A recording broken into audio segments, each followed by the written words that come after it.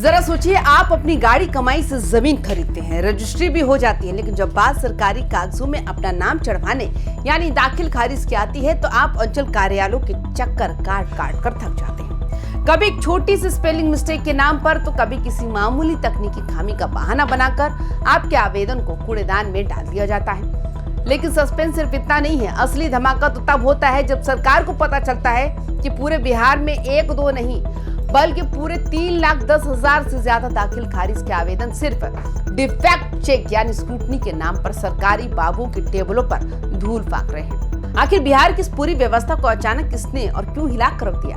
क्या अब जमीन के कागजात के लिए दलालों और भ्रष्ट अधिकारियों के आगे हाथ नहीं जोड़ना पड़ेगा?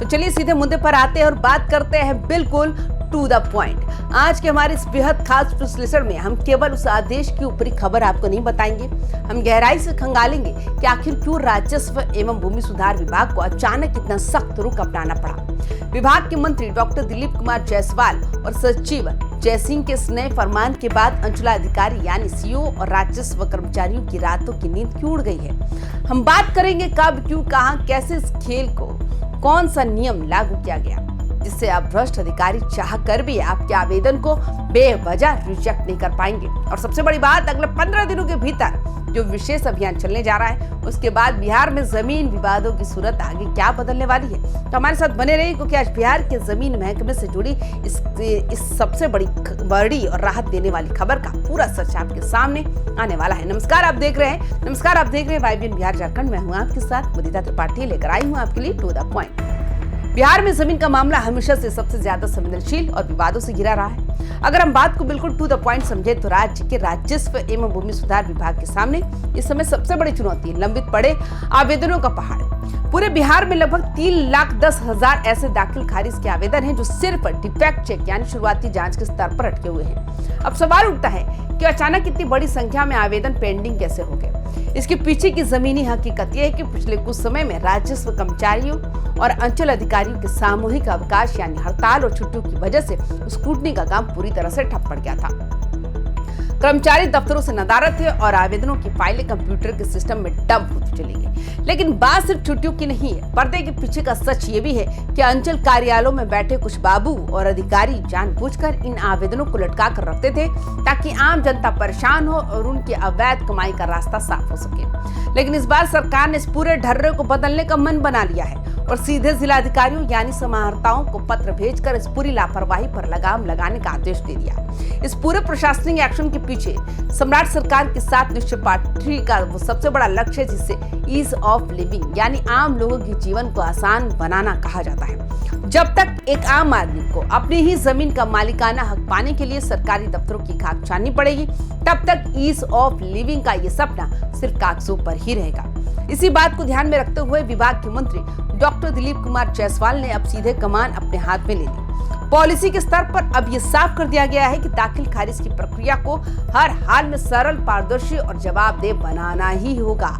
सबसे बड़ा बदलाव ये किया गया कि अब मामूली या छोटी मोटी तकनीकी गलतियों के नाम पर आवेदनों को सीधे खारिज नहीं किया जा सकता। कर्मचारियों को साफ निर्देश दिए गए हैं कि वे सकारात्मक दृष्टिकोण यानी पॉजिटिव माइंडसेट के साथ आवेदनों की स्क्रूटनी करें। अगर किसी नाम में या कागज में कोई छोटी सी त्रुटि है भी तो उसके लिए आवेदक को महीनों परेशान करने के बजाय उसका तुरंत समाधान निकाला जाए। इसके लिए विभाग ने एक बेहद कड़ा समय निर्धारित कर दिया है। पूरे राज्य में जितने भी 3 लाख लंबित आवेदन हैं उनका डिफेक्ट चेक अधिकतम 15 दिनों के भीतर हर हाल में पूरा करना होगा। ये 15 दिन की डेडलाइन उन अधिकारियों के लिए एक तरह का अल्टीमेटम है जो अब तक फाइलों को दबाकर बैठे हुए थे।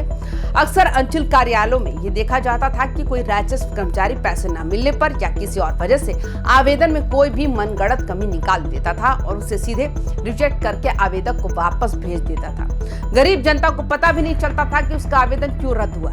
लेकिन इस बार सरकार ने इस खेल को पूरी तरह से बंद करने के लिए एक बेहद दिलचस्प और नया प्रावधान लागू किया। इस नए नियम को अगर हम टू द पॉइंट समझे तो अब अगर कोई भी राजस्व कर्मचारी किसी जमीन के दाखिल खारिज आवेदन को त्रुटिपूर्ण यानी डिफेक्टिव करार देता है तो वो सीधे आवेदक को वापस नहीं भेज सकता। उस कर्मचारियों को वो फाइल अपने अंचल अधिकारी यानी सीओ के पास भेजनी होगी। इसके बाद संबंधित अंचल अधिकारी की कानूनी जिम्मेदारी होगी कि वो खुद उस त्रुटि की अनिवार्य रूप से जांच करे।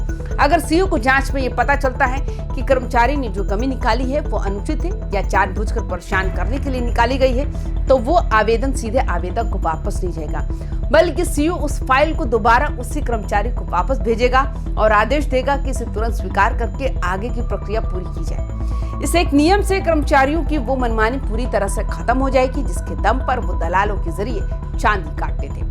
इस पूरे मामले में जो सबसे बड़ा प्रशासनिक मोड़ आया है वो है विभाग के सचिव जय सिंह का सभी जिलाधिकारियों को जारी किया गया सख्त पत्र।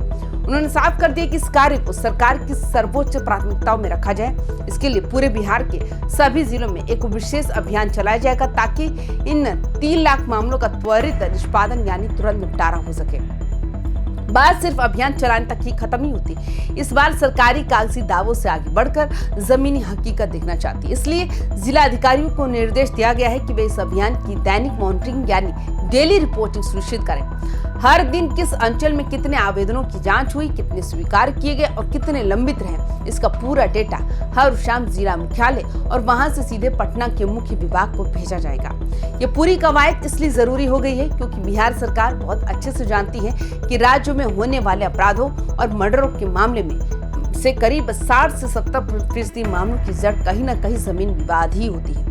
अगर दाखिल खारिज और म्यूटेशन का काम समय पर और बिना किसी भ्रष्टाचार के होने लगेगा तो जमीन से जुड़े आधे से ज्यादा विवाद अदालत पहुंचने से पहले ही खत्म हो जाएंगे। तो इस पूरे प्रशासनिक फेरबदल और सख्त रुख को समझने के बाद सबसे बड़ा सवाल यही उठता है कि अब आगे क्या होने वाला है। क्या वाकई बिहार के अंचल कार्यालयों की सूरत बदलने वाली है? बिहार सरकार इस समय जमीन विवादों और अंचल के भ्रष्टाचार को लेकर बेहद गंभीर मूड में नजर आ रही है। अगर हम पिछले कुछ महीनों का रिकॉर्ड देखें तो राज्य भर में कई अंचल अधिकारियों और राजस्व कर्मचारियों पर लगातार गाज गिरी है। कई अधिकारी सस्पेंड हुए हैं और कई भ्रष्ट अधिकारियों को निगरानी विभाग ने रंगे हाथों रिश्वत लेते हुए ट्रैप भी किया है। राजस्व एवं भूमि सुधार मंत्री पहले ही कई मंचों से ये साफ कर चुके हैं कि विभाग के भीतर भ्रष्टाचार को किसी भी कीमत पर बर्दाश्त नहीं किया जाएगा। जो अधिकारी या कर्मचारी जनता को परेशान करेगा उसका सीधा ठिकाना जेल होगा। सरकार का ये 15 दिनों का विशेष अभियान निश्चित रूप से उन लाखों रईतों और जमीन खरीदारों के लिए बहुत बड़ी राहत लेकर आया है जो महीनों से म्यूटेशन के लिए भटक रहे थे। अब देखना यह होगा क्या निचले स्तर के अधिकारी और कर्मचारी सरकार के सख्त आदेश को उसी ईमानदारी से जमीन पर उतारते हैं या फिर इस चक्रव्यूह से बचने का कोई नया रास्ता निकाल लेते हैं। इस पूरे महाअभियान पर आपकी क्या राय है? क्या आपको लगता है कि इस नए नियम से अंचलों में भ्रष्टाचार कम होगा? नीचे कमेंट बॉक्स में अपनी राय जरूर साझा करें। वीडियो को लाइक और शेयर करना ना भूलें। बाकी तमाम खबरों के लिए देखते रहिए YBM बिहार झारखंड। नमस्कार।